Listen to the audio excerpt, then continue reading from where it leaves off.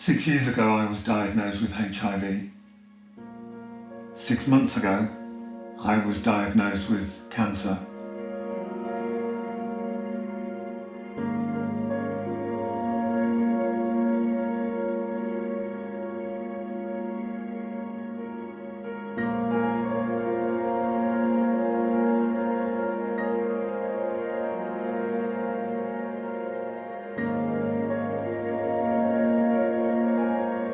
When I was diagnosed with HIV, the consultant asked me to come into his room. And before I'd even sat my bum on the chair, I could see the results sat in front of the consultant. And he'd just about to open his mouth, and I could see on his desk that it said quite clearly, "Carl, HIV positive." And I remember the emotions racing through my body, thinking that he's just about to say it, and then he came out with it. "Carl, I can confirm you're HIV positive."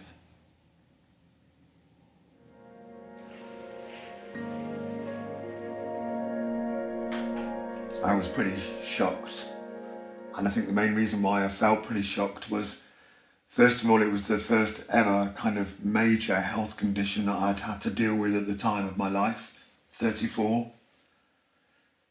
And secondly, I didn't know anything about HIV. I didn't know, I had no education about it at all. And I felt pretty guilty about living with HIV because of the way it was contracted, or the way it is contracted. And through unprotected sex, and that's how I contracted HIV and how a majority of people do. And that holds a lot of guilt on your head and your shoulders. But I was able to process that information quite quickly by learning about HIV, that I was going to have a good quality of life, that I was going to live to a good old age, whatever a good old age is. But once I got that information in my head, I was able to process HIV a lot easier.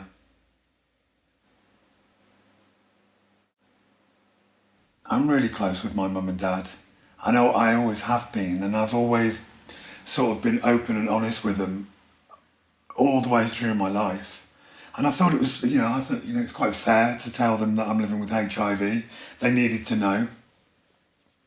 And this particular morning I'd gone round to the house and simply just got them round the table, the kitchen table, and just blurted it out. "Mum and Dad, I'm HIV positive." And I remember my mum standing up at the table with her head bowed down and the tears rolling down her eyes. There was no sound. And I just remember that first tear hitting the table, hitting the kitchen table. That was the table I'd eaten countless family dinners off.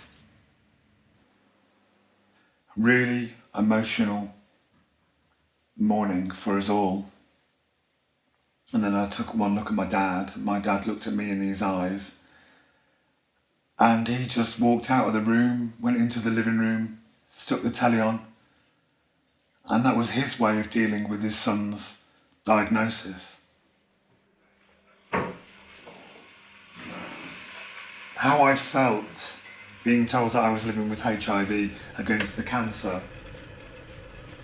I felt stronger being told that I was living with cancer than I did when I was told I was living with HIV. I can remember feeling quite empty when the consultant said to me that we've found lymphoma cancer. Because instantly I thought, that's HIV and cancer now. How am I going to deal with this emotionally? And secondly, how am I going to tell people? How am I going to tell my mum? And how am I going to tell my dad? Those are the first things that just flew up into my head, and the emotions were completely different from the cancer to being told I was living with HIV. And the reason why I think that is because the consultant said, "There is a bit of good news." And I said to the consultant, "What?" And he said, well, we can cure this cancer with the right treatment and the right kind of feeling to your life. You can get rid of this cancer. And that gave me a glimmer of hope.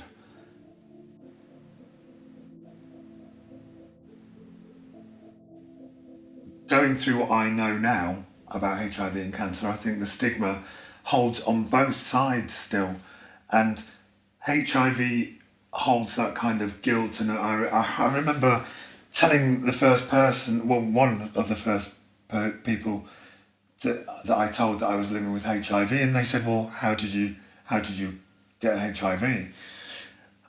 And that's where the sticking point happens. And you think, well, I've got to tell this person that, well, it's because I had unprotected sex, or, I didn't use a condom, or, and that you could read their face, and you just think, you could have just saved yourself from contracting HIV if you just use a condom. And you can see that kind of,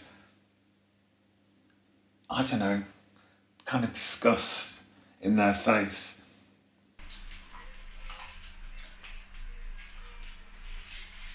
The guilt I was feeling at the time of being diagnosed with HIV. And I think that could have come from the kind of lifestyle I was leading at the time. I'd just come out of a long-term relationship, recently single, thought, I can play the field here, play around a little bit. In some relationships, condom use was there and discussed. But on the odd occasion, condoms weren't used. And I think that's where my guilt comes from, or stems from, because I did feel guilty. I could have protected myself against HIV, and I didn't. I might be living with HIV for the rest of my life, but there's other things that have gone on in my life that make me the strong person I am today, and that's more important for me to come across and just say that I'm a normal, ordinary, gay 40-year-old guy just trying to get by in life, and I'm quite glad that I've gone through the process of living with HIV and come out the other end in a positive way. That can't be said for everybody out there living with HIV, and I know that there's struggles that everyone has to deal with living with a health condition. But for me, HIV has actually made me a better, stronger person, and I think it's really important that I tell you that I could have let HIV grind me into the ground and made me feel really depressed and upset. That's not the case. I feel quite lucky that I am able to talk about HIV in an open and honest way.